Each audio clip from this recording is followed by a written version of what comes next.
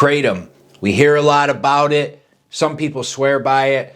Some people hate it. What is it? And is it effective for coming off opioids and pain management? Let's get into it.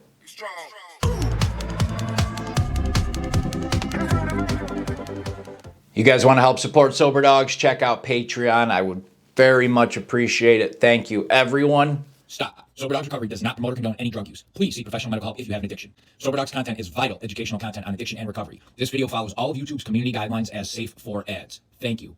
What is Kratom? Kratom is Mitragynine speciosa. Kratom is a tropical evergreen tree in the coffee family native to Southeast Asia. The plant or the tree itself can grow up to 80 feet. Kratom is native to Thailand, Indonesia, Malaysia, Myanmar, and Papua New Guinea. Some of the street names for Kratom are Biak, Ketum, Kakium, Ithang, Tom, Herbal, and Ketum. Is Kratom an opioid? This is a question gets asked a lot. So two of the main alkaloids in Kratom, and Kratom has over 40 of them, in Kratom, mitragynine and 7-hydroxymitragynine are partial agonists of the mu opioid receptor. That is, they hit the same receptor that a lot of the opioids do, like morphine and other substances like that. Now, because it hits the receptor doesn't mean it is an opioid that would bind and hit it to the extent that morphine and other opioids do. So to put this question, I guess, as blunt as possible, Kratom is not considered an opioid, but has a lot of similar effects as opioids because it does go right to that same receptor and hits it. Kind of confusing, but it's not classified as an opioid, but has a lot of opioid effects and withdrawal because it hits the same, that mu receptor. How is Kratom taken? Kratom is taken often as a powder. It is either put in capsules and taken as a pill. The powder is mixed in with liquid a lot of times with the caffeinated beverage to, create that up or downer effect, even though Kratom has both stimulant and sedative properties itself. Or it could also be smoked. Kratom usually takes 5 to 15 minutes to kick in, depending on route of administration. And the effects it varies depending on how much is taken and route of administration, but 60 minutes to 5 hours. Kratom's effects. So in lower doses, Kratom has been described more as a stimulant. People feel alert, they feel more focused, loss of appetite. In the middle to higher doses, it has more of that sedative effect like opioids and, a lot of those similar highs or effects, so to speak. Now, the actual effects of Kratom, users report feeling reduced anxiety, sedation, lowered pain sensation, relaxation, increased energy, heightened libido, increased social ability, reduction in opioid withdrawal, and a dreamlike state.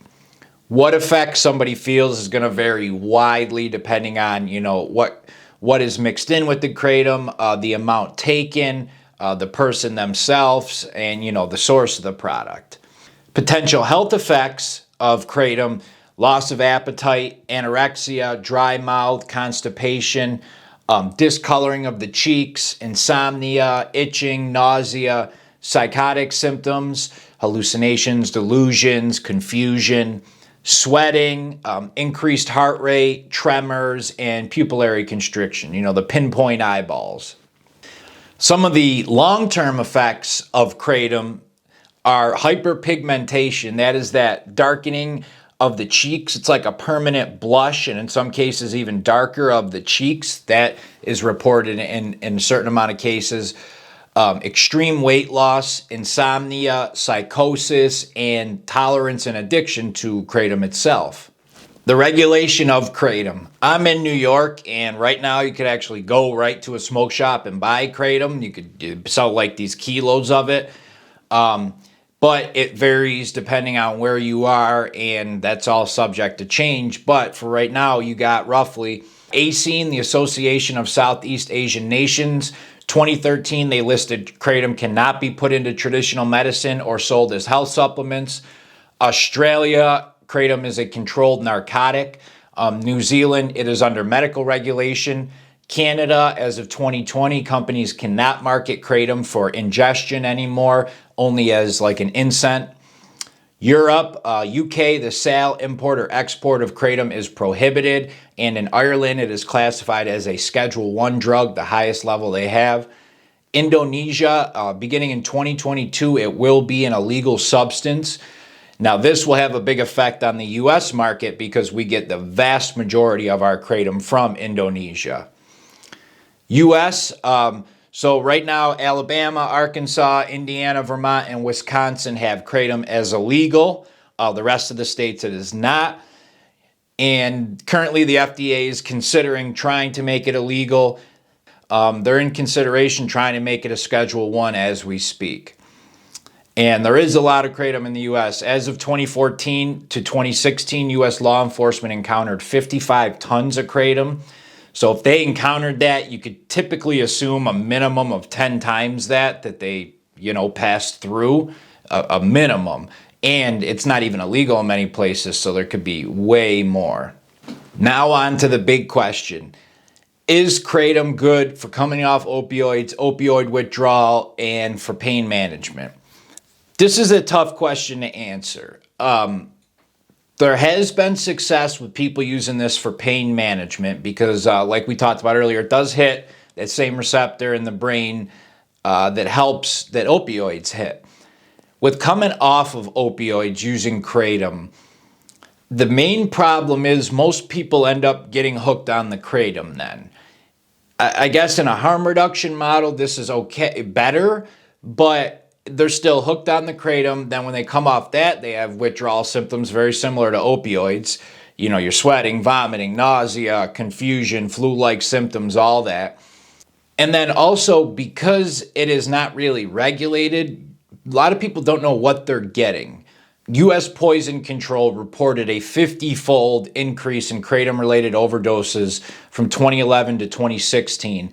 Many of that because the Kratom was cut or mixed with other stuff.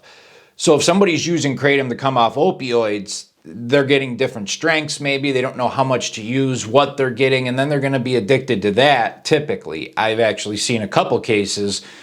I know a couple people where that has happened.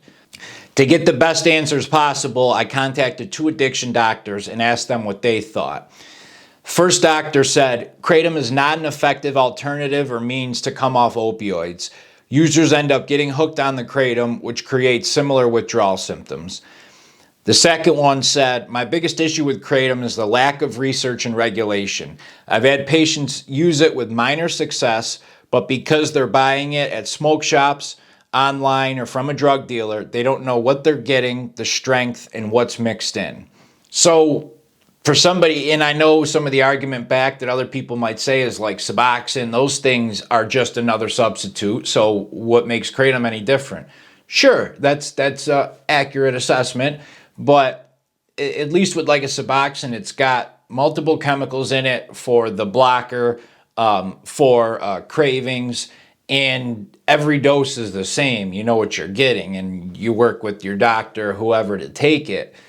With Kratom, people are kind of self-dosing, so people are going to make their own choice, but there is no good research suggesting that it's a very healthy and or effective way to combat opioid addiction. All right, check out the other vids on the other MAT meds if you're curious about like Suboxone, Sublocade, those things. But that's everything you need to know about Kratom.